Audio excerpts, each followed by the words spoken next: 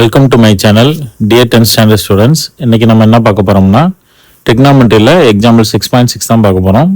Prove that secant theta by sin theta minus sin theta by cos theta equal to cot thetaன்னு prove பண்ண சொல்லியிருக்காங்க.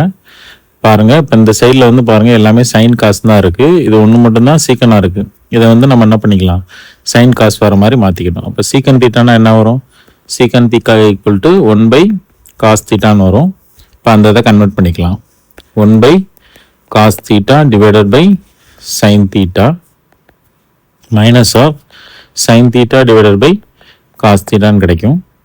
இப்போ இந்த cos theta வந்து மேலே இருக்குது, டிவிஷனுக்கு மேலே இருக்குது. அப்போ டிவிஷன் கீழே அரைக்கலாம். இப்போ 1 divided by sin theta into cos theta கிடைக்கும். Minus of sin theta divided by cos theta. ஓகேவா? இப்போ ரைட் சைடில் பாருங்கள், இந்த சைடில் பாருங்கள், இங்கே வந்து வெறும் sin theta by cos theta தான் இருக்குது. இந்த சைடில் sin theta cos theta இருக்குது. அப்போ நம்ம இதை வந்து எல்சிஎம் எடுக்கிற மாதிரி பண்ணணும்னா இந்த சைடும் வந்து மிஸ்ஸிங் டேர்ம்ஸை வந்து மல்டிப்ளை பண்ணணும். இந்த சைட் cos theta ஆல்ரெடி இருக்குது, sin theta தான் மிஸ் ஆகுது. அப்போ மேலேயும் கீழேயும் sin thetaவால் மல்டிப்ளை பண்ணிடுங்க. இப்படி மல்டிப்ளை பண்ணிட்டோம்னா என்ன ஆயிரும்னா, கேன்சல் பண்ணிட்டாலும் ஃபைனலாக நம்மளுக்கு ஒன்று தான் கிடைக்க போகுது. அதனால் எந்த சேஞ்சும் வந்து இந்த டேர்முக்கு வந்து ஆகாது. அதனால் நம்ம என்ன பண்ண போகிறோம், சைன் பை சைனுன்றதை மல்டிப்ளை பண்ண போகிறோம். sin theta divide by sin thetaவால் மல்டிப்ளை பண்ணுங்கள். இப்போ மல்டிப்ளை பண்ணால் என்ன கிடைக்கும், 1 divided by sin theta cos theta minus of சைனும் சைன் மல்டிப்ளை பண்ணால் என்ன கிடைக்கும், sin square theta divided by cos theta sin thetaன்னு கிடைக்கும்.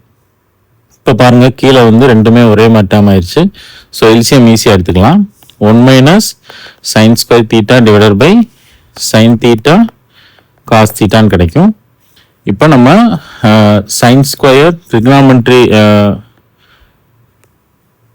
ட்ரிக்னாமெட்ரி ஃபங்க்ஷன்ஸ் ஒன்று இருக்கு இல்லையா, sine square theta plus cos square theta equal to 1ன்றது ட்ரிக்னாமெட்ரி ஐடென்டிட்டிஸ்.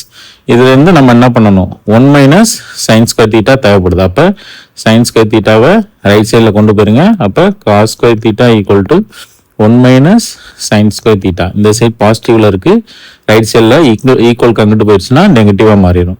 இப்போ 1 மைனஸ் சைன் ஸ்கொயர் தீட்டாக்கு பதிலாக நம்ம என்ன போட்டுக்கலாம், காஸ் ஸ்கொயர் தீட்டான்னு போட்டுக்கலாம். அப்போ cos square theta divided by sine theta cos theta. கீழே ஒரு காஸ் தீட்டா இருக்குது, மேலே ஸ்கொயர்டில் இருக்குது. அப்போ ஸ்கொயர்டு கேன்சல் ஆயிரும். ரிமைனிங் என்ன வரும், cos theta divided by sine theta.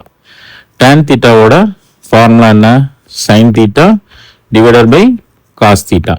இதோட இன்வர்ஸ் தான் என்னது, காட் தீட்டா.